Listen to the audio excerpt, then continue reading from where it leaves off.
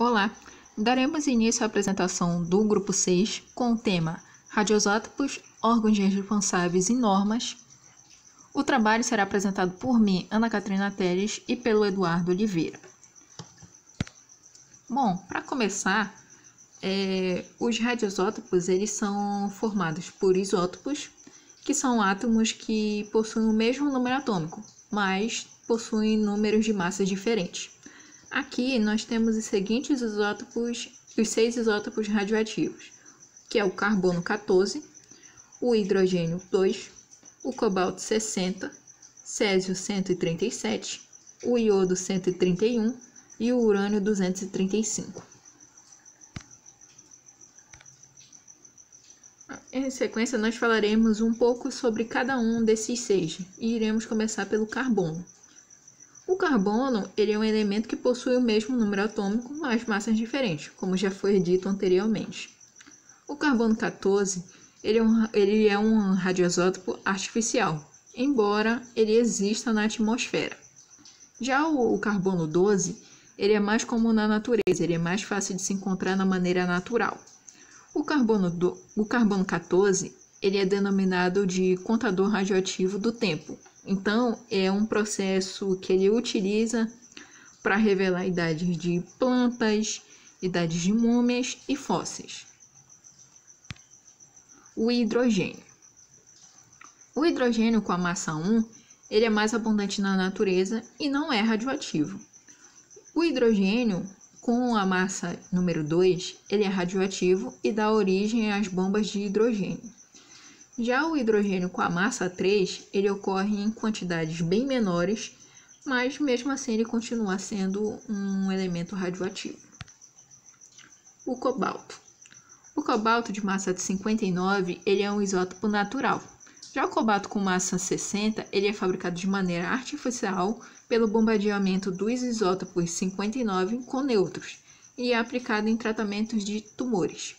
Os isótopos eles estão sendo cada vez mais utilizados de maneiras variadas, seja na agricultura, na engenharia ou na medicina.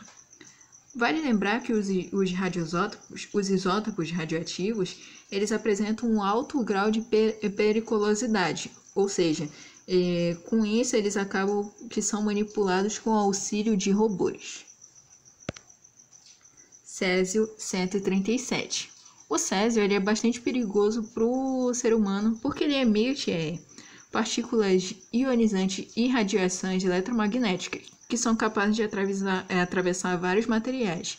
E isso inclui a pele e os tecidos do corpo humano.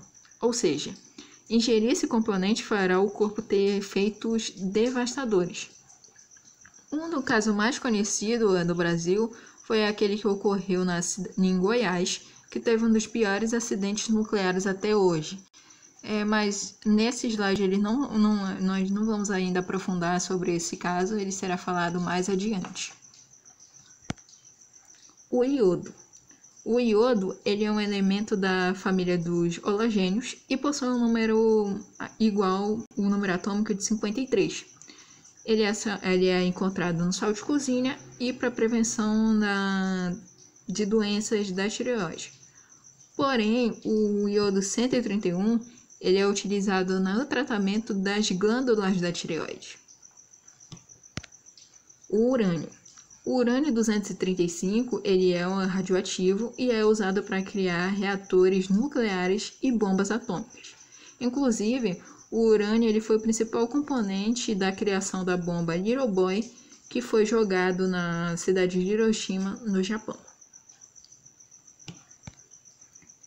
Órgãos responsáveis.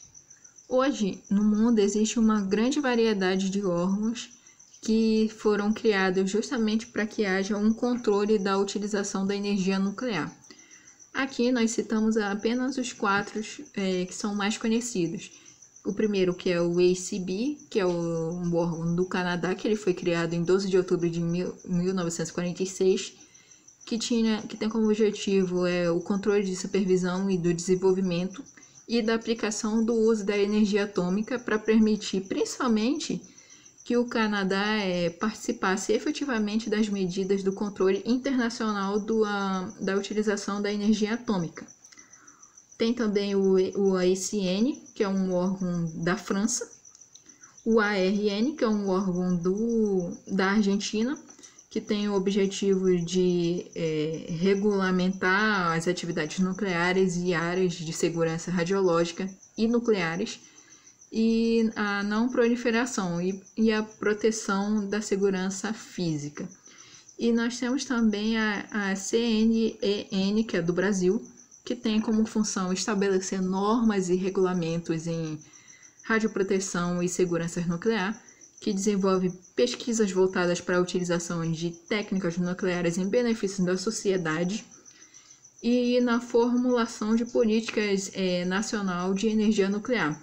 Ele também compete à instituição a exercer o controle das atividades nucleares de maneira a garantir o uso e pacífico da energia nuclear. Para tanto, licenciar e controle de instalações nucleares e radioativas, sejam de medidas médicas, industriais, de pesquisa ou geração de eletricidade. E também ele tem o objetivo de credenciar profissionais que atuam nessas instalações e respondem com um destino final. Meu nome é Eduardo da Silva Oliveira e eu vou falar sobre as normas. As normas foram criadas pela Comissão Nacional de Energia Nuclear e elas têm como objetivo proteger a população da radiação e seus efeitos colaterais. Eu separei algumas normas aqui para me falar sobre, porque existem várias, são muitas, então não dava para me falar de todas. Então eu peguei somente 4 para me falar sobre elas.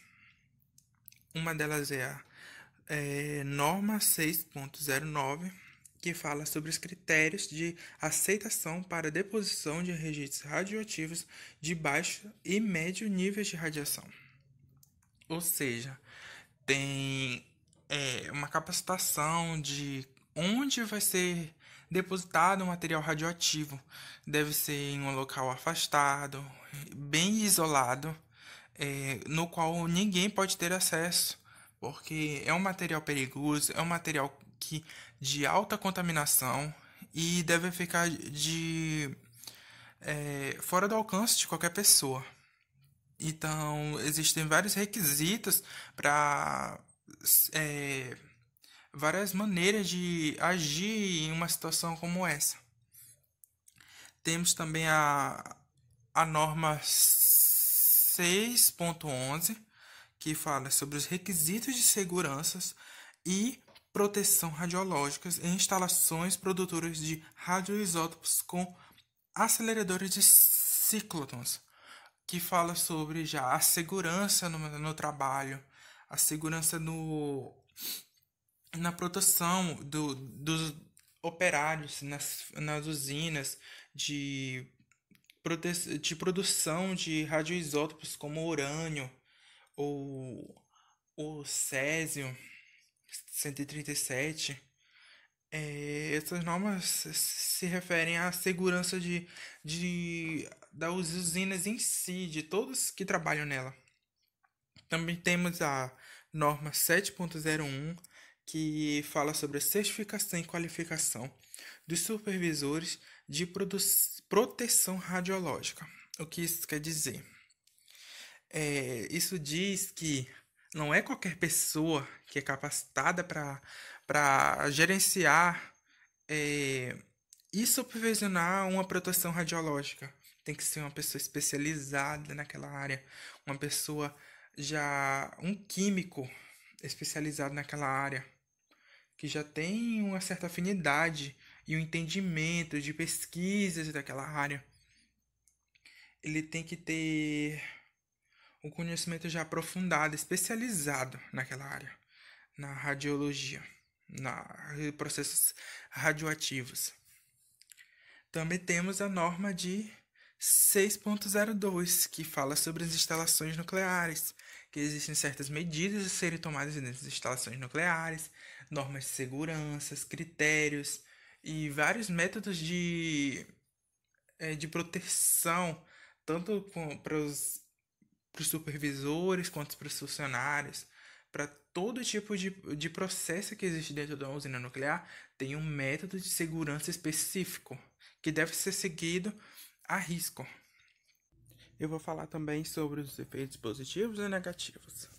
Bom, a radiação pode permitir que, na nossa vida cotidiana, tenhamos uma melhora significativa. Por quê? Porque ela produz energia elétrica a partir de usinas nucleares que processam o material radioativo, o radioisótopo, e transformam ele em energia elétrica. E isso vai para as casas das pessoas. Também temos os radioisótopos usados para tratar algumas doenças que na atualidade são praticamente difíceis de se tratar com medicamentos normais, como o câncer, que em aparelhos de radioterapia é usado o urânio ou o césio-137 para tratar esses tipos de coisa, essas doenças. Um desses elementos, um desses radioisótopos que são usados para o tratamento é o iodo 31. Ele é usado especificamente para tratar células, para destruir células cancerígenas na tireoide.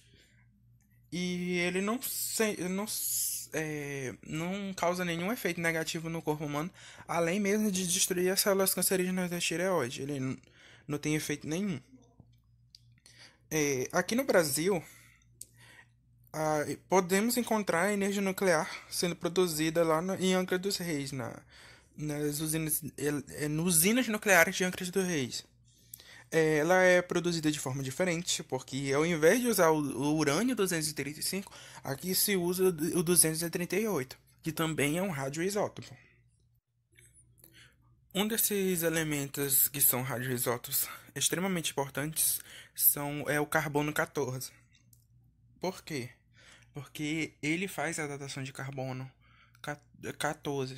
E o que isso significa, datação de carbono? Significa que ele consegue entender a idade de todos os seres orgânicos a partir do decaimento do carbono nos seres vivos, que vai decrescendo uniforme. A cada período ele vai diminuindo. Então dá para fazer um cálculo e descobrir a idade e o período que aquele ser vivo viveu. A radiação é um processo físico de emissão e propagação de energia por partículas ou ondas eletromagnéticas. Mas tudo que tem um lado bom também tem um lado ruim. E os efeitos negativos da radiação são completamente catastróficos e destrutivos.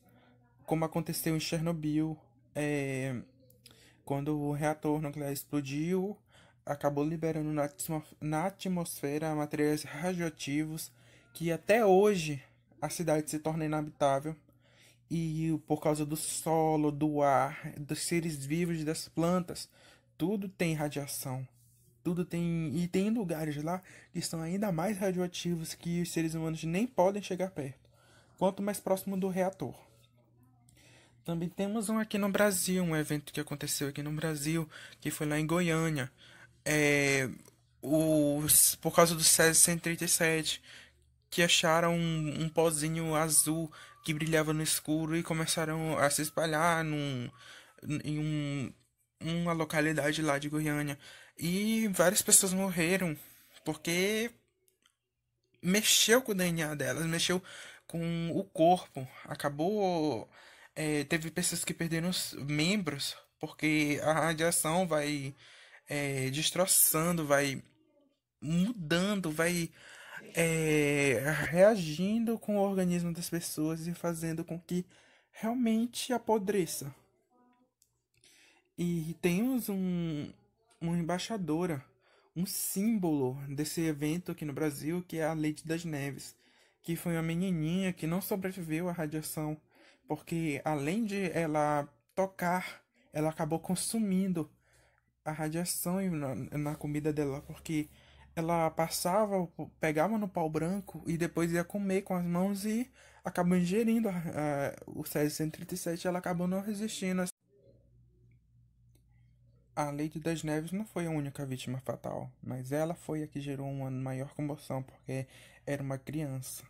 As outras vítimas que tiveram contato também com a radiação foram morrendo ao longo dos anos, porque a radiação modificou o corpo delas, do DNA, como eu já disse, e acabou resultando em câncer e diversos cânceres no corpo dessas pessoas. E essas pessoas foram literalmente morrendo, porque naquela época não tinha tratamento eficaz contra a luta contra o câncer. E isso é realmente muito triste, porque se as normas de segurança da Comissão Nacional de Energia Nuclear tivessem sido seguidas e aquele pó, aquele Césio-137 não tivesse no local que poderia ser alcançado, não tivesse sido abandonado primeiramente, isso nunca teria acontecido, porque, como eu já disse, existe uma norma específica de onde colocar, de onde é, é, depositar esses rejeitos. E não se pode jamais abandonar algo tão perigoso. E para complementar, a radiação não é 100% ruim ou 100% boa. Ela pode ser usada tanto para o bem quanto para o mal, como as bombas nucleares que são feitas a partir de radioisótopos e são realmente bem destrutivas.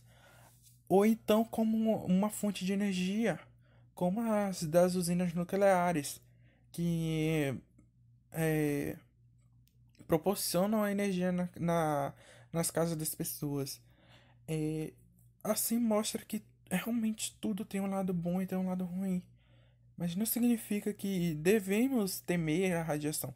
Só devemos manusear ela com cuidado. Não de qualquer forma ou propor qualquer pessoa. Tem que ser pessoas específicas com experiência. Uma pessoa que saiba o que está fazendo. Não pode ser qualquer pessoa. Uma pessoa qualquer. E essas são as nossas referências.